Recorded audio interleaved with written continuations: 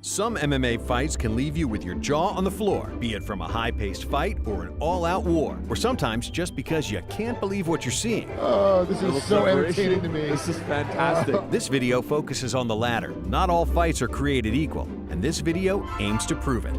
These are some of the worst fights in MMA. In 2001, Mirko Cro Cop began his MMA career.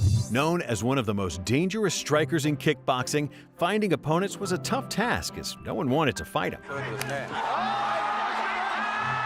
at Pride 17, Nobuhiko Takada stepped up, or should I say, sat down. Throughout the fight, Takada would repeatedly sit down to avoid getting kicked by his opponent. Cro Cop is known for his brutal kicks, so Takada did everything he could to avoid them. Takada flopped to the mat 25 times in 15 minutes, giving his buttocks one heck of a pounding. Cro Cop was visibly frustrated throughout the fight and refused to touch gloves in the 5th round.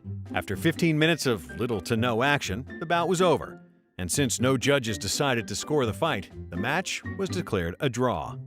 Takada suffered several injuries during the fight, including a broken foot, a bruised ego, and a sore anus. At Rizin 13, Bob the Beast Sapp took on former sumo fighter Osunarashi. Sapp, coming off an impressive 17-fight losing streak, was expected to stop, drop, and tap out at the first sign of any trouble, as per usual in any Sapp fight.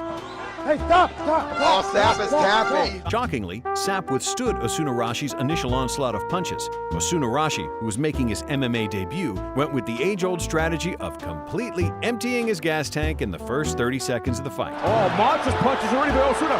Bob Sapp already covering up. We got ourselves a fight, ladies and gentlemen. With skill and technique already thrown out the window before the fight even began, both fighters had to rely on instinct alone. Unfortunately, they had none.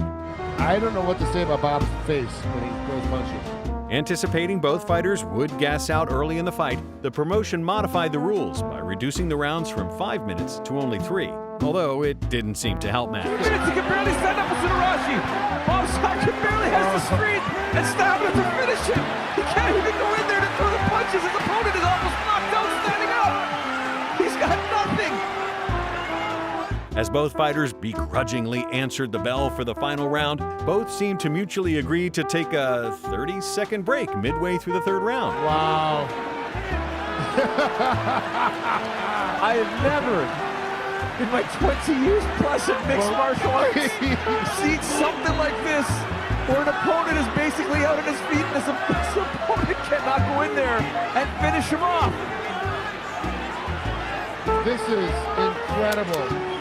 Okay, so what's your run and a heart attack happening? With even the referee growing as restless as the fans, a yellow card was issued to both fighters, automatically deducting 10% of their fight purse.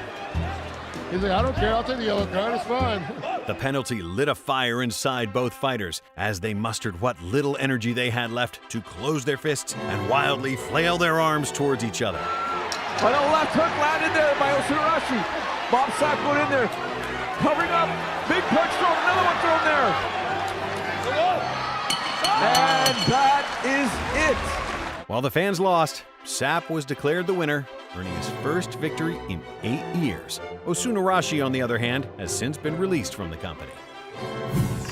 The UFC has always been an industry leader when it comes to finding the top talent in the world. So it was no surprise when the UFC signed former WWE wrestler CM Punk. It backfired.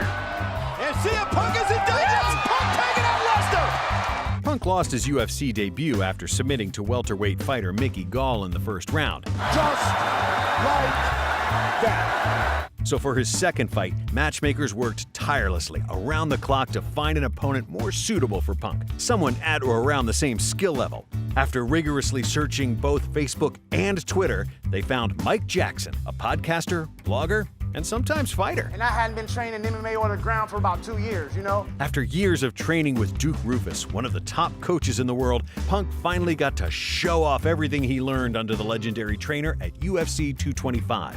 Wild and open with those punches. Yeah, and that's where he's got to have a problem. He's getting real loose with his hands too, real sloppy. Too many people watch Rocky movies. Yeah.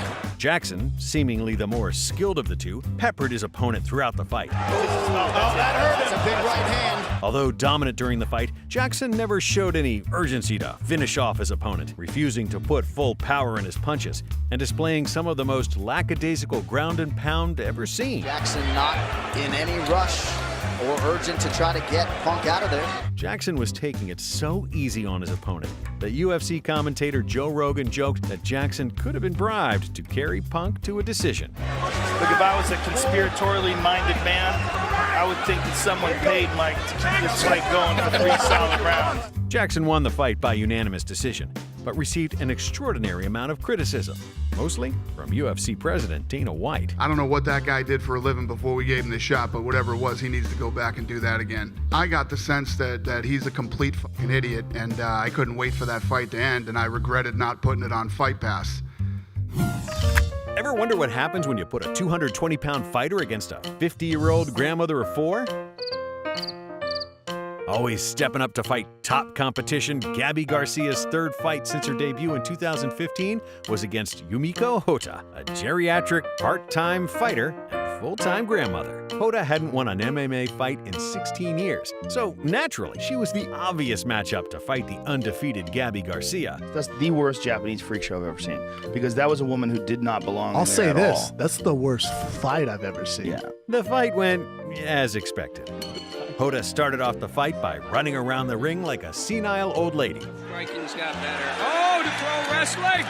Luckily, Gabby was able to intercept Hotta's 4-dimensional movement by landing a big left hand. What we gotta show here is Yumiko Hotta. Oh, she's caught! Hotta used her unique brand of footwork to waddle away from her opponent. Unfortunately for her, Gabby used her extensive background in boxercise to swarm with punches, causing Hotta to wilt under the pressure just 41 seconds into the fight. Got a pound finish, hammer fist, right hand, so referee says that is enough. Garcia is presently 6-0 as a pro fighter and is currently searching for her next opponent at the Sao Paulo Retirement Village. And a few honorable mentions. Ryan Hall went to the Takata school of can't get hit if you don't stand up. Crowd getting a little bit restless.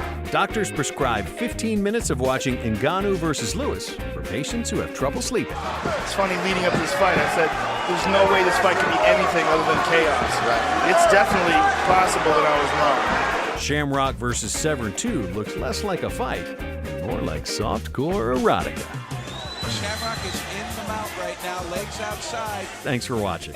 Be sure to subscribe.